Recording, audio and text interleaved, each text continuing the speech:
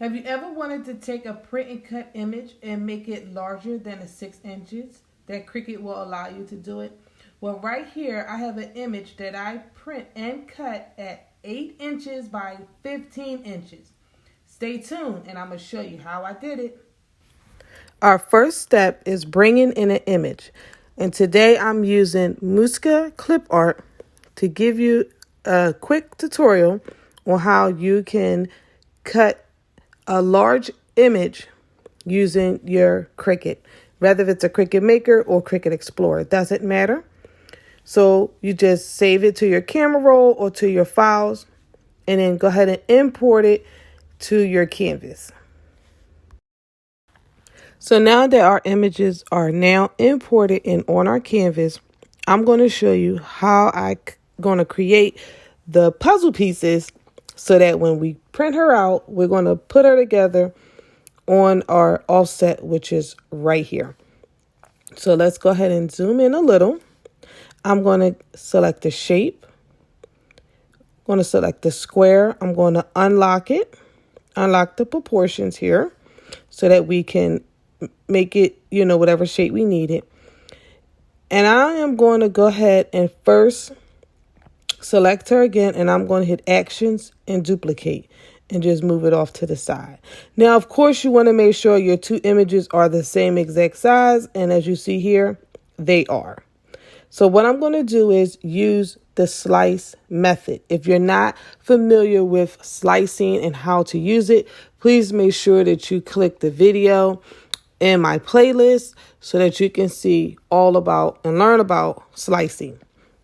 So I'm going to go ahead, and when you make your slice, you want to make sure you cut it or slice it in a place that is going to piece well back together. So obviously I wouldn't want to cut directly in her face or any of those places. So I'm going to go ahead and cut right there above her neck, and I'm going to select both. And I'm going to now hit Slice, which is under the Actions tab, and slice. And as you see, it has now sliced her in many different ways, and we're just going to get rid of that. Now we have the top portion, and then I'm going to go ahead and duplicate her again. And now I'm going to get another shape and do the same thing. It's already unlocked, good. And now we're going to work on the middle portion of her. And then you can always sit this back into place so that you can make sure you're not slicing it in a place where it's going to allow any type of spacing. You want this to be seamless when you go to glue everything together. So now I'm just going to work in the middle portion, move her off to the side. I'm going to select both pieces, go to Actions and Slice. We're going to delete all the things that we don't need. And then here we have her here. Now, as you notice, she is still considered one piece. So what I'm going to do is take another shape and just cover the bottom half of her. Select both, Actions, and Slice. And now the feet portion are separate. One second, y'all. What did I do? I think I got rid of her middle piece, which you don't want to do that. You want to keep that portion. Sorry. You want to keep that one. And now we're going to just do that really quickly again, slicing off the bottom half. So I'm going to go to Actions and then Slice. Delete the portions we don't need. We already have a top portion. And here we go. So at this point, when we go to cut, and when we go to print it, it will print in the 3 different sheets. We can go ahead and get rid of that. I'm going to select layers. And as you see on our layers panel, we don't have any warning messages letting us know that our images are too big. So we know that we're good and we're ready to go. So we have the top, the middle, and the bottom that we're going to print. And then our backing, our shadow layer here, we're going to just cut that out of cardstock. Well, it's actually poster board, which I did pick up at my local dollar store. the large poster board, and I just sliced it down so that it can fit my size images. Whatever I needed to cut large, which I will be using the 12 by 24 mat to cut this portion of our image. So now we're ready to send it over to the machine and let it print and cut it out. So let's head on over and get that done. Hi everybody, I wanted to hop on really quick and let you know that some parts of my tutorial got deleted somehow. So I had to go back and re-record, and I made some adjustments. So you will see some differences when I go to print out our beautiful little girl from Muska clip art. So just follow along, even though the images may be a little bit different, but the technique is still the same. Again, if you have any questions, leave them down in a comment and I will reply. All right, y'all, let's hop right back to the video.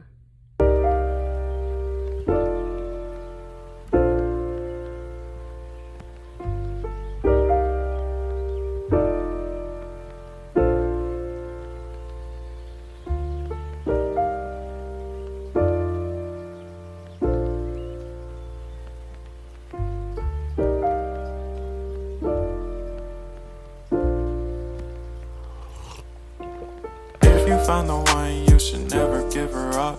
I think it's the way life changes when in love, yeah. I surround my soul with the positivity. That's why I don't worry about the things that I don't see, yeah. These days I don't worry about much. I think we should have some more fun. I still dream about the days when we were young. I'll take a hit and still finish and run, yeah. Cut out. You see we have her head, the body, the legs, and the feet. We sliced everything so that it can all fit on our one large backing here, which this is an 8 by 14 and a half. And this is again, this is how we're going to cut in projects that are called off the mat projects. I'm just going to use double-sided tape and tape her right on down. You're free to use whatever type of adhesive you like. I probably wouldn't use any type of wet glue because we are dealing with paper here, or if you want to use sticker paper, that's completely up to you. If you could lay it down perfectly flat, you know, one time. So I'm gonna go ahead and peel the backing off my tape, and we're gonna go ahead and apply her to her backing.